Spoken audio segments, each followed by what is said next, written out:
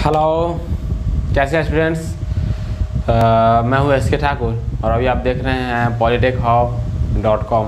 ये तो YouTube channel रहा और आपको विशेष चीज़ें देखनी है ना, विशेष तरीके से तैयारी करनी है तो आप चले जाइए पॉलीटेक हब नाम के ऐप पर, जो कि मोबाइल के आपको प्ले स्टोर पर मिल जाएंगे। अवेलेबल है प्ले स्टोर पर। 12 MB खर्च होंगे उसको डाउनलोड करने में, इंस्टॉल करने में, और वहाँ जाके आप नंबर और कोर्सेज को देख सकते हैं, अपने फेवरेट कोर्सेज को परचेज कर सकते हैं और बहुत स्पेशल ऑफर के साथ 5 अगस्त तक। अगर आप 5 अगस्त तक तभी आपको स्पेशल ऑफर मिल पाएंगे जब आप 5th सेमेस्टर सिविल इंजीनियरिंग से होंगे। तो 5th सेमेस्टर सिविल इंजीनियरिंग के लिए छात्रों के लिए 5 अगस्त तक ऑफर चल रही है और एडमिशन की प्रक्रिया चालू है, इसलिए आप लोग देर न करें, जल्द जाकर एडमिशन लें। तो चलिए वो तो रहा प्रचार प्रसार की बात, आते हैं अपने मुद्दे पर। तो स्टूडेंट्स, थ्योरी ऑफ स्ट्रक्चर में हम लोग आज तक, मेरा माइक ठीक है ना? हाँ, थ्योरी ऑफ स्ट्रक्चर में हम लोग आज तक बहुत चीज़ जान चुके हैं। तकरीबन हमको लगता है कि हमने यूनिट नंबर 1 में ठीक ठाक पढ़ाई कर ली है और जो यूनिट 1 था थ्योरी ऑफ स्ट्रक्चर का आप लोगों के लिए, और इसलिए आज से हम लोग चर्चा करेंगे। उसमें आगे वाली जो चीज़ें आएंगी उसको हम पढ़ेंगे। तो इससे पहले मैंने चर्चा किया था कि नो टेंशन कंडीशन के लिए लिमिट ऑफ एसेंट्रिसिटी की वैल्यू क्या होगी अगर कोई रेक्टेंगुलर क्रॉस सेक्शन है। तो आज हम लोग इसी के बारे में पढ़ेंगे क्या कि नो टेंशन कंडीशन में के लिए लिमिट ऑफ एसेंट्रिसिटी की वैल्यू क्या होगी अगर वो कोई कॉलम या फिर कोई भी कंप्रेशन मेंबर अगर यूनिएक्सियल लोड से सब्जेक्टेड है और उसके साथ साथ क्या है कि उसका जो क्रॉस सेक्शनल एरिया है वो सर्कुलर है। सर्कुलर के लिए भी पढ़ेंगे और होलो सर्कुलर के लिए भी पढ़ेंगे। तो चलते हैं, आगे बढ़ते हैं, देखते हैं क्या क्या आता है। तो देखेंगे तो क्या क्या आएगा, इस बात की जानकारी के लिए आइए हमारे साथ, है ना? ठीक, तो हम हेडिंग दे देते हैं, क्या है ना, limit of eccentricity, limit of eccentricity in circular cross section.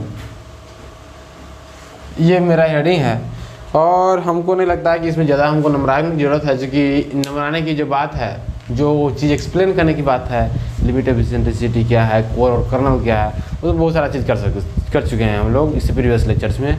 अब हम लोग इस पर सिर्फ मुद्दे की बात करेंगे, है ना, मुद्दे की बात।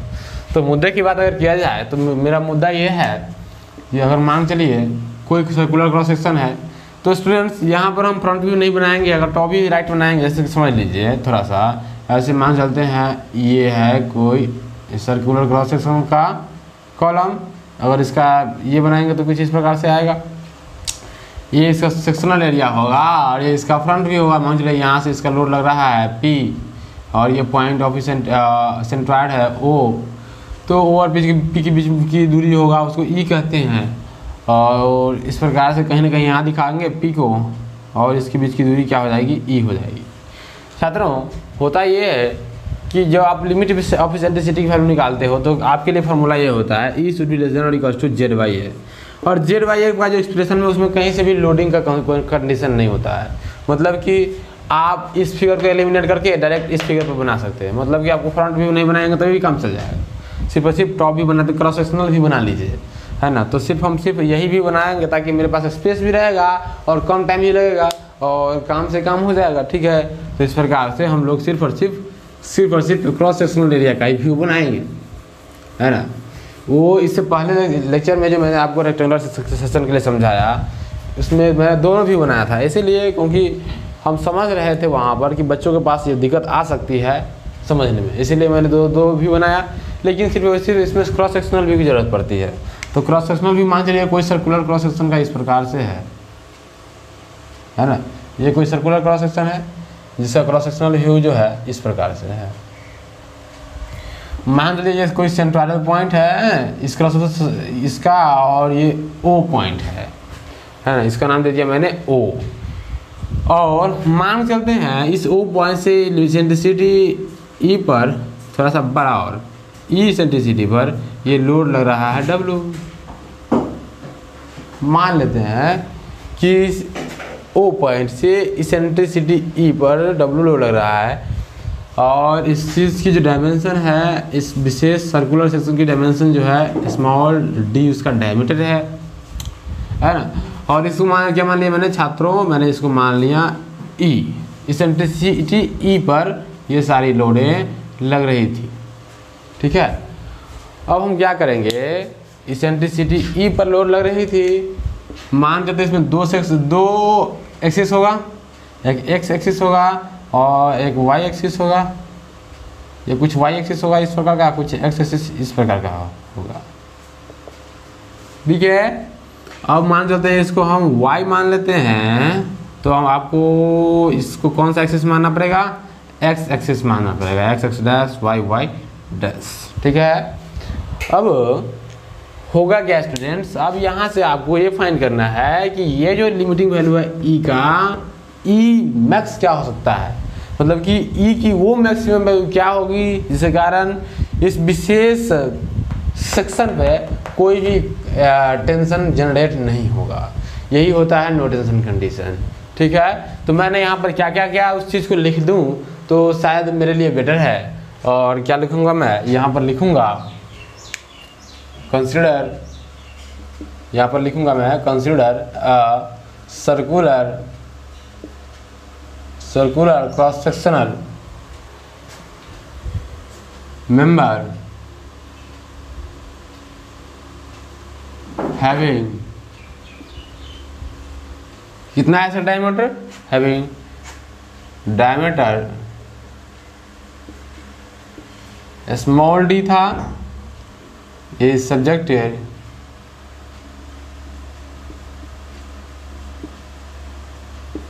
to eccentric loading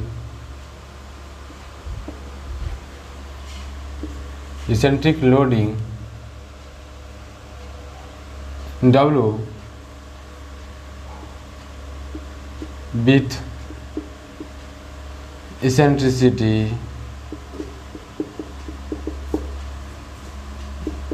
ई। मतलब मैंने मान लिया कि कोई सर्कुलर क्रॉस सेक्शन है जिसका डायमीटर डी है और उस पर लगने वाला लोड डब्ल्यू है जो कि इसेंट्रिक ई से ये साथ लग रहा है। क्योंकि जब ही ऐसे ही कंबाइन स्ट्रेस की चर्चा होगी तो क्या होगा, वहाँ पर इसेंट्रिसिटी की बात होनी ही है। विदाउट इसेंट्रिसिटी के कंबाइन स्ट्रेस नहीं आएगा, मतलब कि आपको बीम में सिर्फ और सिर्फ डायरेक्ट स्ट्रेस ही आएगा। तो आप अगर आपका बीम अगर direct stress as well as bending stress subjected है तो वहाँ पर दो केसेस जनरेट होगी। वो ये दोनों स्ट्रेस जो होती है वो सिर्फ और सिर्फ इसेंट्रिसिटी के कारण आती है। इसीलिए आप जो भी पढ़ेंगे उसमें इसेंट्रिसिटी मेंशन रहेगा। अगर इसेंट्रिसिटी मेंशन नहीं है तो सिर्फ और सिर्फ इसमें डायरेक्ट स्ट्रेस जनरेट होगा, है ना, कंबाइंड स्ट्रेस जनरेट नहीं होगा, राइट। तो ये चीज़ मैंने लिख दिया। और आपको पता है क्या कि फॉर नो टेंशन कंडीशन के लिए, फॉर नो टेंशन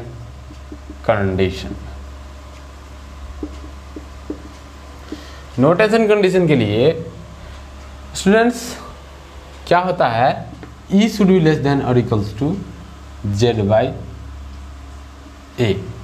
होता है।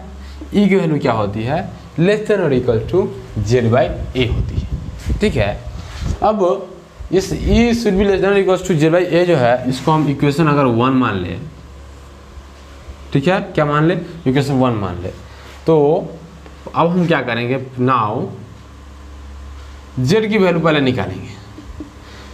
मेरे प्यारे छात्रों एवं छात्राओं, यहाँ पर अगर आप Z की वैल्यू निकालेंगे तो Z अलोंग एक्स एक्सिस और Z अलोंग वाई एक्सिस दोनों समान होंगे, क्योंकि सर्कुलर क्रॉस सेक्शन का नेचर ही ऐसा होता है कि आप इस एक्सिस के डायमीटर अबाउट ये निकाले या फिर वर्टिकल एक्सिस के अबाउट मोमेंट ऑफ इनर्शिया निकालें, यानी कि आप हॉरिजॉन्टल एक्सिस के अबाउट मोमेंट ऑफ इनर्शिया निकाले या फिर वर्टिकल एक्सिस के अबाउट मोमेंट ऑफ इनर्शिया निकाले। अगर ये दोनों horizontal and vertical axis central point से पास करता होगा तो दोनों का मोमेंट ऑफ इनर्शिया सेम होगा। मीनिंग्स क्या हुआ कि आई एक्स एक्स और आई वाई वाई इस केस में सेम होगा। इसलिए section modulus along X axis, section modulus along Y axis दोनों भी सेम होगा। तो हमें यहाँ पर हमारे पास दो चीज़ों की जरूरत पड़ती थी। ऐसे पहले रेक्टेंगुलर सेक्शन में मैंने ई एक्स की वैल्यू अलग निकाला था और ई वाई की वैल्यू अलग निकाला था, लेकिन इसमें ऐसा नहीं करना पड़ेगा। इसमें सिंपल है, ई एक्स बराबर ई वाई हो जाता है, क्योंकि इसका सर्कुलर सेक्शन का कुछ नेचर ही ऐसा होता है। चलिए, तो इसीलिए हम क्या करेंगे, जेड की जो वैल्यू फाइंड करेंगे कोई एक्सिस के लेकर फाइंड कर सकते हैं, ठीक है। तो जेड का फॉर्मूला क्या होता है, आई बाई वाई मैक्स। क्या होता है, आई बाई वाई मैक्स होता है। अगर इसको आप और आगे बढ़ाएं तो आई की वैल्यू कितनी हो जाएगी, पाई डी 4/64 आई की वैल्यू होती है सर्कुलर क्रॉस सेक्शन के लिए, अगर इस एक्सिस के अबाउट निकालेंगे तो। लेकिन अगर आपको चाहिए कि नहीं हमको इस इसेंट्रिसिटी को कंसीडर करना है तो आप वाई एक्सिस के अबाउट निकालो। लेकिन क्या फ़ायदा, वाई एक्सिस और एक्स एक्सिस के बराबर है तो कोई भी एक्सिस के अबाउट आप ले सकते हो। तो मैंने ले लिया यहाँ पर, एक्चुअली मैंने बहुत लोड डब्ल्यू ले लिया था, इसलिए हमको वाई एक्सिस को लेना जरूरी है। तो आई वाई लिख सकते हैं, लेकिन हम नहीं लिखेंगे इस चीज़ को, क्यों, क्योंकि आई वाई और आई एक्स बराबर है, कोई दिक्कत नहीं होगा हमारा। वाई मैक्स की जो वैल्यू होगी वो क्या हो जाएगी, इस पॉइंट से लेकर इसके एक्सट्रीम फाइबर की डिस्टेंस होंगी, और वो डिस्टेंस कितना हो जाएंगी, वो डिस्टेंस होंगी d/2, स्मॉल d/2। तो क्या हो जाएगा ये स्मॉल d/2, ठीक है। क्या आ जाएगा स्टूडेंट्स, स्मॉल d/2। तो अगर आप यहाँ से इसको सोल्व करें तो क्या मिलेगा, सोल्व करें तो क्या मिलेगा मेरे छात्रों, है ना। सोल्व करेंगे तो मिलेगा 34, डी से इसका क्यू पावर कट जाएगा, बच जाएगा आपके पास पाई डी क्यू बाय 32, ये बचेगा। मतलब कि z की जो वैल्यू कहीं ना कहीं ये आएगी, है ना, z की वैल्यू ये आएगी। अब हम क्या करते हैं, इस z की वैल्यू को इक्वेशन 1 में पुट करते हैं, ठीक है। On putting in equation 1 we get, हमने पाया कि जो e की वैल्यू होगी वो लेस देन और इक्वल्स टू होगी, z की वैल्यू कितनी है students, pi D Q by 32 divided by, क्योंकि z बाई a था और a क्या हो जाएगा, पाई डी स्क्वायर बाई 4, क्योंकि इस सर्कुलर क्रॉस सेक्शन का एरिया क्या हो जाएगा, पाई डी स्क्वायर बाई 4 हो जाएगा। और ये समझाने वाली बात नहीं है, क्योंकि आप लोग बहुत बच्चे से पढ़ते हैं area of circle.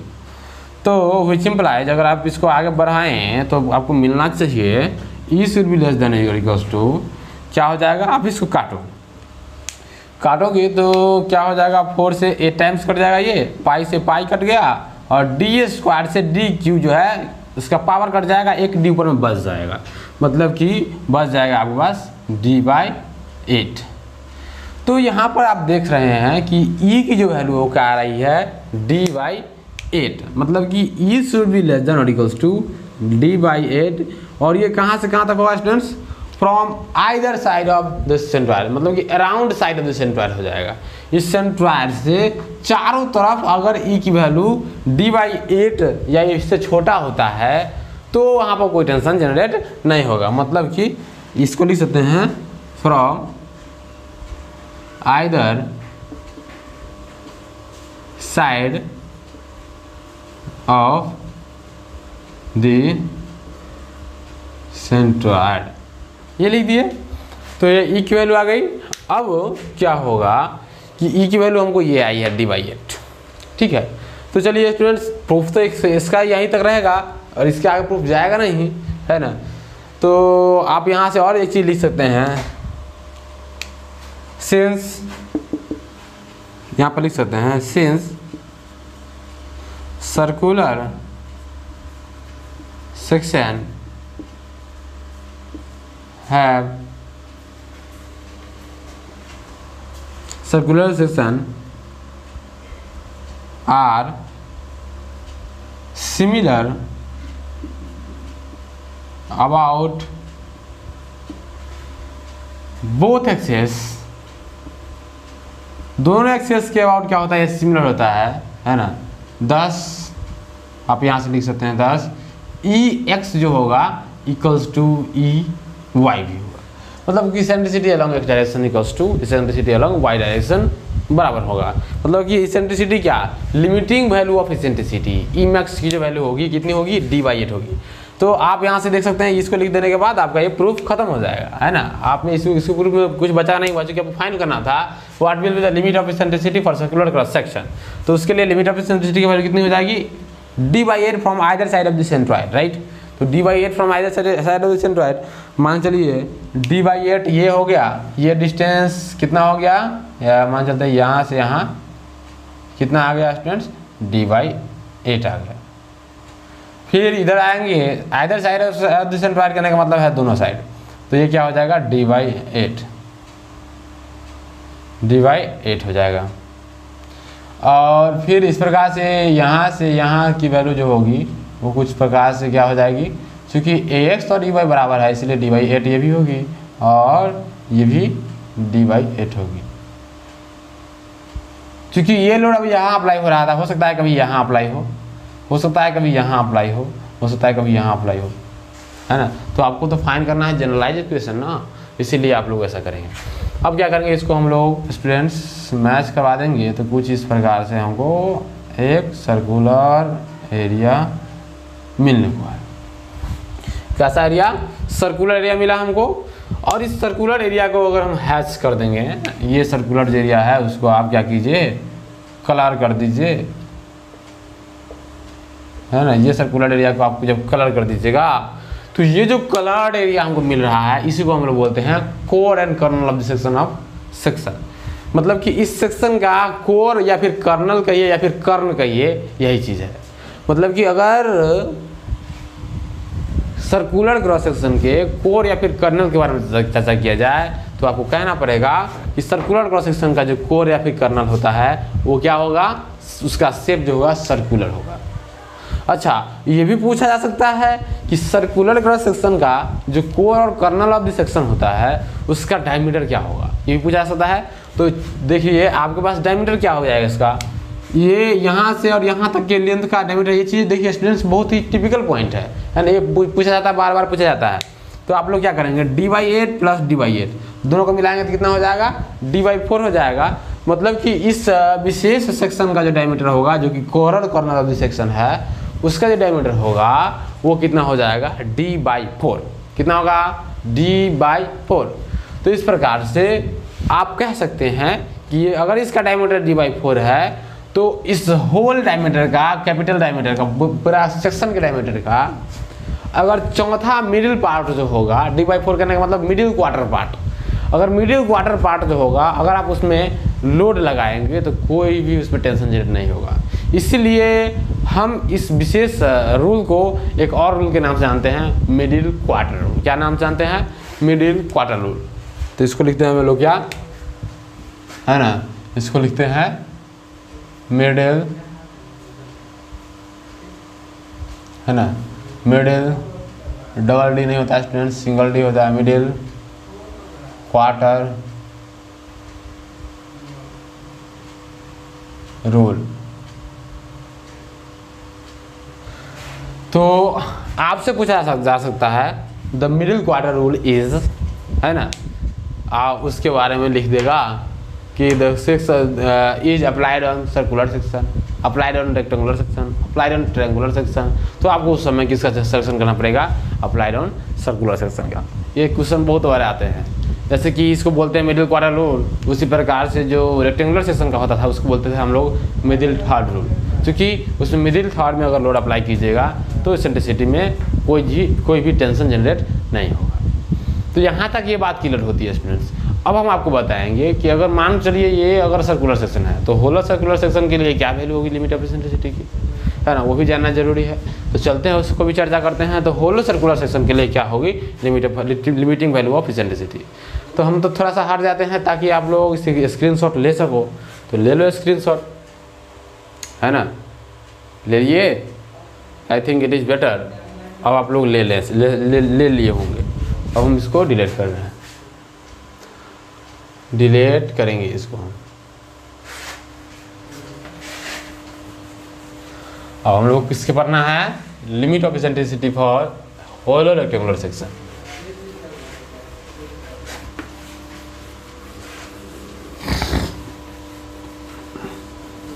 For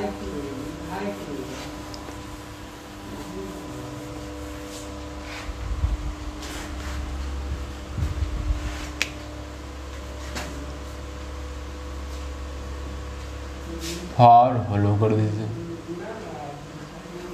hollow circular section, cross section. चलिए स्टूडेंट्स, लिमिट ऑफ इसेंट्रिसिटी पर होलो सेक्शन के लिए कुछ नहीं होता है, सारा कुछ वही सेम होता है। इसमें सिर्फ आई की वैल्यू चेंज कर जाएंगी और सब वैल्यू सेम रहेंगी। आई की वैल्यू और ए की वैल्यू चेंज कर जाएंगी, मतलब कि इसमें हमको ज़्यादा लिखने की जरूरत नहीं पड़ेगी। मान चलिए ये एक सर्कुलर सेक्शन है और इसके ऊपर अगर इसको हमको होलो बनाना है तो कुछ इस प्रकार से हम बना सकते हैं।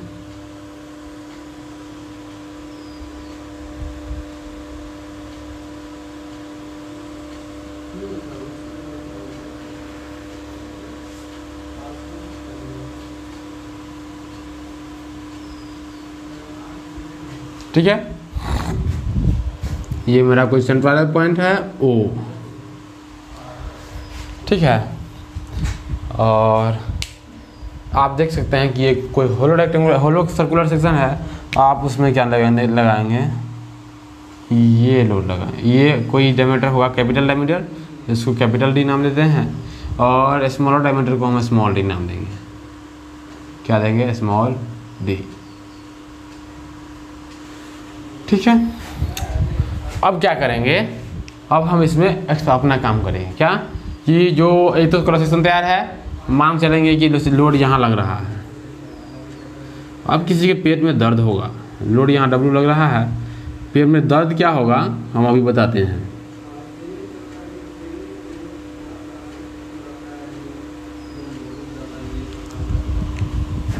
अब देखिए छात्रों कि अगर ये सर्कुलर क्रॉस सेक्शन है, होलो सर्कुलर सेक्शन है, तो छात्रों को दर्द इसमें होता है, इसमें पेट में दर्द आएगा उसको। सर अगर ये होलो सर्कुलर सेक्शन है तो आप इस पर ना लोड लगाइएगा, इस पर लोड लगाइएगा, इस पर आप बीच में तो खाली है तो कैसे लोड लगा दीजिएगा, है ना। मतलब कि छात्र के पास कैसा केस रहता है, मान चलते हैं हम अभी मार्कर की मदद से आपको हम समझाएंगे। मान चलते हैं इस मार्कर का ये जो है या फिर ये कहिए, है ना, इसको खोला मैंने, तो ये जो मार्कर है देखिए, ये एक प्रकार का होलो मार्कर है, होलो सर्कुलर सेक्शन है। अब होलो सर्कुलर सेक्शन है तो इसमें हम लोड नहीं लगा सकते हैं, लेकिन जब हम इसको बंद कर देंगे एक विशेष प्रकार के कवर से, एक कवर से जब इसको हम बंद कर देंगे तब आप तो इस पर लोड लगा सकते हैं। सेम यही केस होता है कि अगर होलो सर्कुलर सेक्शन है तो क्या करते हैं, उसके ऊपर हम लोग एक विशेष प्रकार का कवर लगा देते हैं और उसके बाद उस पर लोडिंग लगाते हैं। ठीक है, तो ऐसा कुछ लोडिंग है, आप बताइए, है ना। यहाँ पर कुछ लिख दें, ladder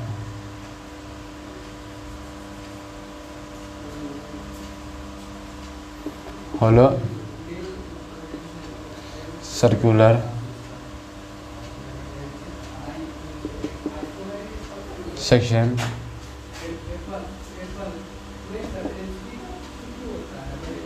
having dimension capital D and small d, subjected to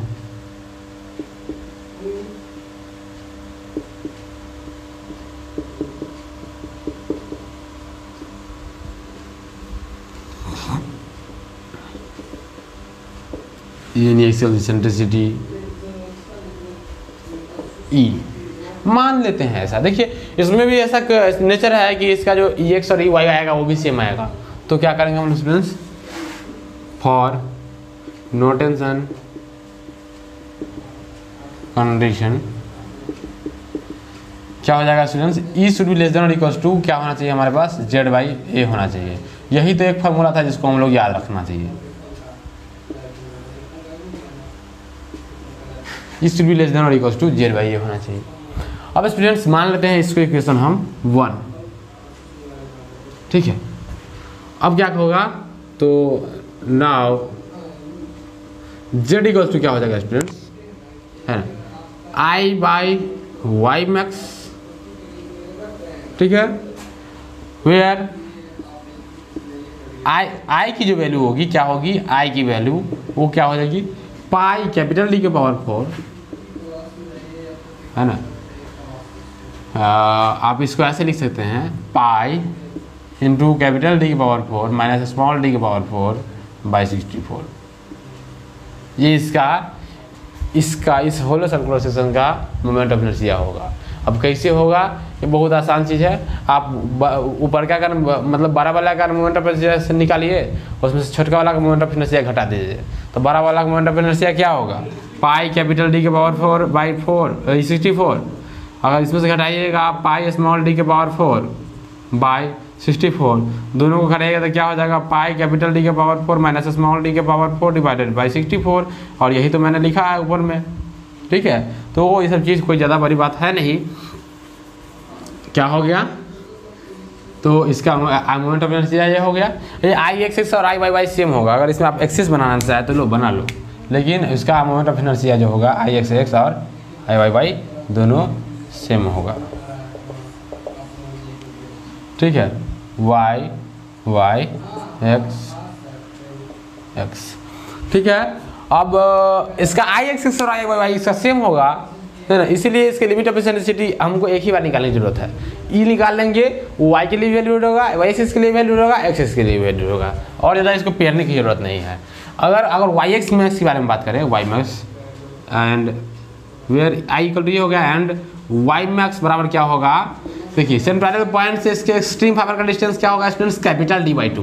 this is Y capital D by 2 हो जाएगा, ठीक है। अब क्या करेंगे स्टूडेंट्स, इस चीज़ को हम लोग इसमें पुट करेंगे, है ना। देयरफॉर जेड क्या हो जाएगा, अगर आप इसको आई की वैल्यू पुट कीजिए और वाई की वैल्यू पुट कीजिएगा तो क्या हो जाएगा, आई की वैल्यू पुट कीजिएगा तो पाई कैपिटल डी के पावर 4 माइनस स्मॉल डी के पावर 4, है ना। इस एंड को हटाइए नहीं तो लड़का कंफ्यूज कर जाएगा, है ना, उसके जीवन में अशांति आ जाएगी। इसीलिए ये स्मॉल डी के पावर 4 कैपिटल डी के पावर 4 हो गया, डिवाइडेड बाई 64 है, तो 64 डिवाइडेड बाई में है तो नीचे में चला आएगा। उसी प्रकार से इसका 2 ऊपर चला जाएगा, मल्टीप्लाई बाई 2 और मल्टीप्लाई बाई डी हो जाएगा, है ना।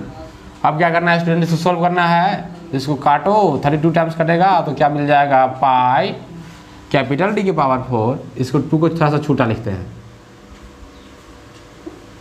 पाई कैपिटल डी के पावर 4 माइनस स्मॉल डी के power 4 divided by 32 into D, ये मैंने लिखा। उसके बाद क्या करना है स्टूडेंट्स, ये वैल्यू मिला हमको, अब इस जेड की वैल्यू हम इक्वेशन 1 में पुट करेंगे, ठीक है। ऑन पुटिंग इन इक्वेशन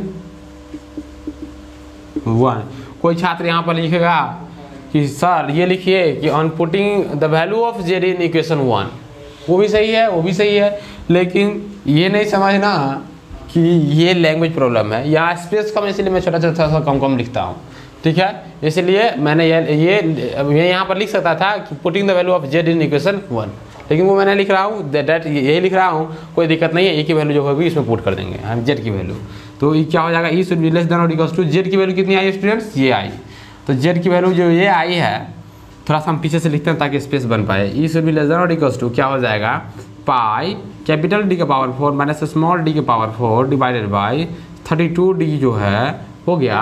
और ये जो है ए, तो ए की वैल्यू क्या हो जाएगी, होलो सर्कुलर सेक्शन है इसलिए pi into capital D square minus small D square divided by 4 हो जाएगा, 4 डिवाइडेड बाई होगा इसीलिए अब ऊपर में ला दी, क्योंकि अगर आप 4 यहाँ लिखते, चलिए 4 यही लिखिए, कोई दिक्कत नहीं है, डिवाइडेड बाई 4 हो जाएगा, ठीक है।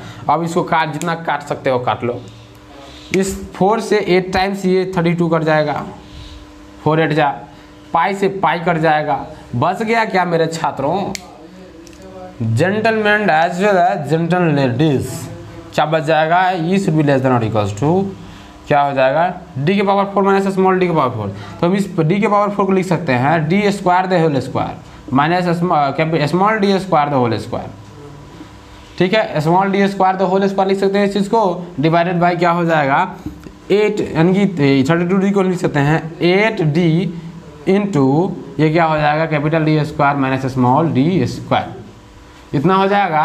अब इस चीज़ को अगर आप आगे बढ़ाना चाहे तो आप लिख सकते हैं यहाँ से आपके पास आएगा ई शुड बी लेस देन और इक्वल्स टू, है ना, ई शुड बी लेस देन और इक्वल्स टू क्या आ जाएगा स्टूडेंट्स, ए स्क्वायर माइनस बी स्क्वायर पर तोड़ेंगे तो क्या हो जाएगा, ए प्लस बी यानी कि D square plus small D square plus capital D square, ठीक है, ये सब चीज़। और उसके बाद आ जाएगा capital D square minus small D square, A plus B into A minus B पर तोड़ दिए, और ये 8d into capital D square minus small D square, ये हो गया।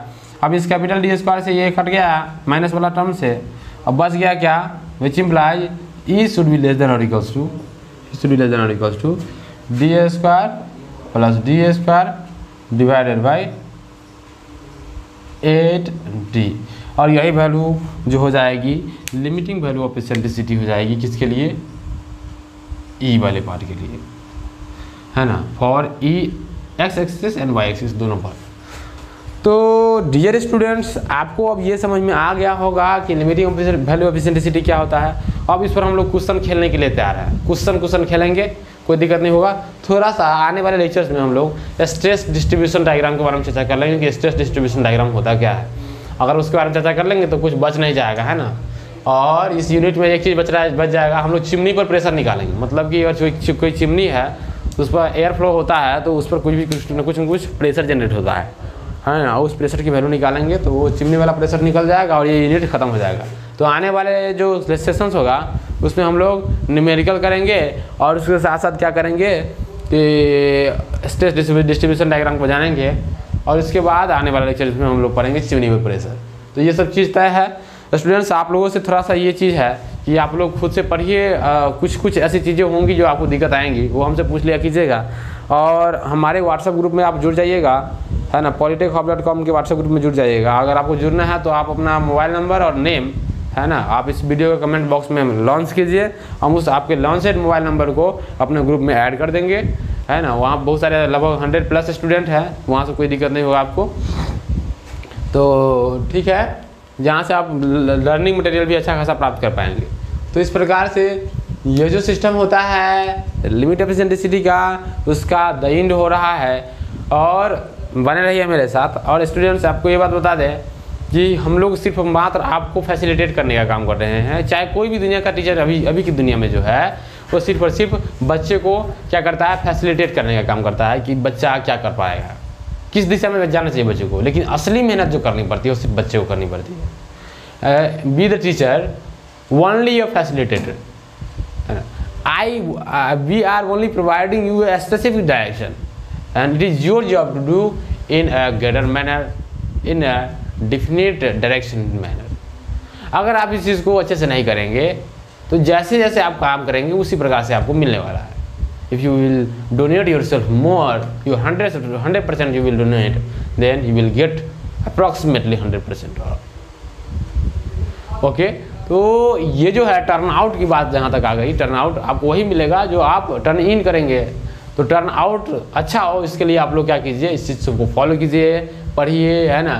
क्योंकि किसी ने बहुत अच्छा से कहा है कि क्या बोलते हैं उसको, किसी ने कहा है कि if you want to change your life then only you can do it for you. मतलब if you want to change your life then only you can do it for you, no one can do it for you. आप कर सकते हैं, दूसरा नहीं कर सकता है। इसलिए आप लोग पढ़िए, है ना। और एग्ज़ाम होता है नहीं होता है वो सब बात की बात होती है, एग्जामिनेशन की बात अलग है। आप लोग पढ़िए, है ना। फिलहाल ये सब पैकेज जो स्टडी पैकेज बहुत मस्त है, ठीक है। तो हम लोगों का एडमिशन भी चल रहा है, एडमिशन जल्दी लो आप लोग, है ना। क्योंकि एडमिशन प्रोसेस चल रहा है, 5 अगस्त तक विशेष स्पेशल ऑफर है। मात्र और मात्र 1500 में कोर्स दे रहे हैं हम लोग, मात्र और मात्र 1500 में। बच्चे का कल्याण हो, हम लोगों का कोई अर्निंग पर्पस नहीं है, बच्चे का कल्याण हो। सिर्फ और सिर्फ इंस्टीट्यूशनल चार्जेस जो होते हैं, जहाँ पर मैं वीडियो बना रहा हूँ, वीडियो अपलोडिंग खर्च आता है, ये सब चीज़ें के चार्ज को लेकर के 1500 चार्ज रखा गया है पर स्टूडेंट, और आप लोग उसको अफोर्ड कर सकते हैं इजीली। तो आप जाके वहाँ से एडमिशन ले सकते हैं। और आपको कोई भी ऐसा नहीं आएगा कि आप को सिलेबस पूरा नहीं होगा। सिलेबस आपको A to Z पूरा होगा, कोई दिक्कत नहीं है ना। और डिप्लोमा का सिलेबस क्या है, 10 घंटा पढ़ लोगे तो पूरा हो जाएगा। तो डिप्लोमा का सिलेबस कोई बड़ी चीज़ नहीं, हम लोग ऐसा नहीं पढ़ेंगे, हम लोग खूब बढ़िया से पढ़ेंगे और पढ़ते भी है। इतना लेक्चर्स में अच्छा खासा पढ़ लिए हम लोग। तो इस प्रकार से मिलते हैं आने वाले लेक्चर्स में, है ना। बने रहिए और बने रहिए क्या, लिखते भी रहिए, है ना। तो इस चीज़ को लिख लीजिएगा, ठीक है। हम लोग अब मिलते हैं अगले लेक्चर में, ठीक है। क्वेश्चन खेलेंगे।